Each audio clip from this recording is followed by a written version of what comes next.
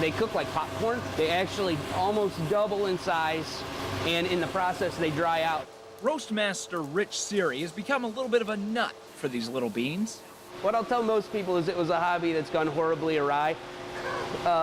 We started off roasting just for fun.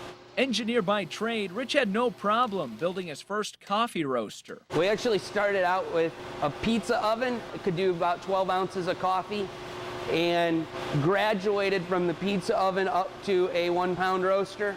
Soon after that, he got his first order, a rather big one. To roast 40 pounds of coffee with the 1-pound roaster was about a 65-hour process. So I slept in the basement next to my coffee roaster for a couple of days until we got the roast done. One of Rich's first customers came from right here in Sawyer. In fact, it's right across the street from his current roasting operation.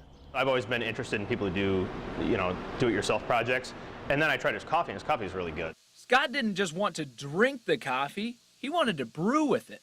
I took his Sumatra and did a Sumatra cream stout, and it was kind of our first foray into using coffee in a beer, but it's something I've been wanting to do, and his Sumatra is awesome, so it worked. It's just kind of balanced perfectly with what we were doing. It worked so well that Greenbush is using his coffee again. The beer that we did with that coffee was so successful that it's getting rebrewed again. It's going to become one of our standards. The feedback was so good, and people liked the way the coffee worked in it so well that it went over huge. Growing popularity persuaded Rich to upgrade to a much larger roaster. He's also increasing his variety thanks to a recent trip to Kenya. The coffee that comes out of Kenya is excellent coffee, and it's one that you can find, but it's almost a specialty coffee. While the coffee is good, the practices of getting it are sometimes not.